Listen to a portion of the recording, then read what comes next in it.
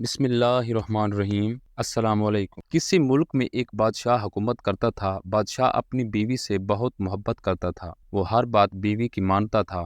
وہ ایک دن اپنی بیوی کی سفارش پر ایک شخص کو وزیر موسمیات لگا دیا۔ ایک روز بادشاہ شکار پر جانے لگا تو روانگی سے قبل اپنے وزیر موسمیات سے موسم کا حال پوچھا۔ وزیر نے کہا موسم بہت اچھا ہے اور اگلے کئی روز تک ایسا ہی رہے گا، بارش کا کوئی امکان نہیں ہے۔ بادشاہ اپنے لشکر کے ساتھ شکار پر روانہ ہو گیا۔ راستے میں بادشاہ کو ایک کمہار ملا۔ اس نے کہا حضور آپ کا اقبال بلند ہو، آپ اس موسم میں کدھر جا رہے ہیں؟ بادشاہ نے کہا شکار پر۔ کمہار کہنے لگا حضور موسم کچھ ہی دیر میں خراب ہونے اور بارش کے امکانات بہت زیادہ ہیں۔ بادشاہ نے کہا اے برتن بنانے اور گدھے پر لادنے والے کمہار، تمہیں کیا پتہ موسم کا؟ میرے وزیر نے بتایا ہے کہ موسم نہایت خوشگوار ہے اور شکار کے لیے بہترین، اور تم کہہ رہے ہو کہ بارش ہونے والی ہے۔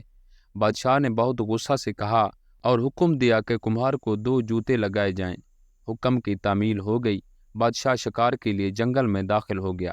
ابھی تھوڑی دیر ہی گزری تھی کہ آسمان پر ہر طرف بادل چھا گئے۔ ایک آدھ گھنٹے بعد گرج چمک شروع ہوئی اور پھر بہت تیز بارش برسنے لگی، ایسی کہ خدا کی پناہ طوفان ہر طرف کیچڑ اور دلدل بن گئی۔ بادشاہ اور ساتھیوں کو سارا شکار بھول گیا۔ جنگل پانی سے بھر گیا، ایسے میں خاک شکار ہوتا۔ بادشاہ نے واپسی کا سفر شروع کیا اور برے حالوں سے محل واپس پہنچا۔ واپس آ کر 2 کام کیے۔ پہلا یہ کہ وزیر موسمیات کو برطرف کیا، اور دوسرا یہ کہ کمہار کو دربار طلب کیا اور اسے انعام سے نوازا اور وزیر موسمیات بننے کی پیشکش کی۔ کمہار ہاتھ جوڑ کر کہنے لگا حضور والا میں ان پڑھ جاہل ہوں، اور کہاں سلطنت کی وزارت، مجھے تو صرف برتن بنا کر بٹی میں پکانے اور گدھے پر لاد کر بازار میں فروخت کرنے کے علاوہ کچھ نہیں آتا۔ مجھے تو موسم کا رتی برابر پتہ نہیں۔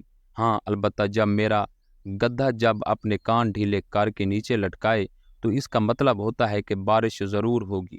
یہ میرا تجربہ ہے اور کبھی میرے گدھے کی یہ پیش گوئی غلط ثابت نہیں ہوئی۔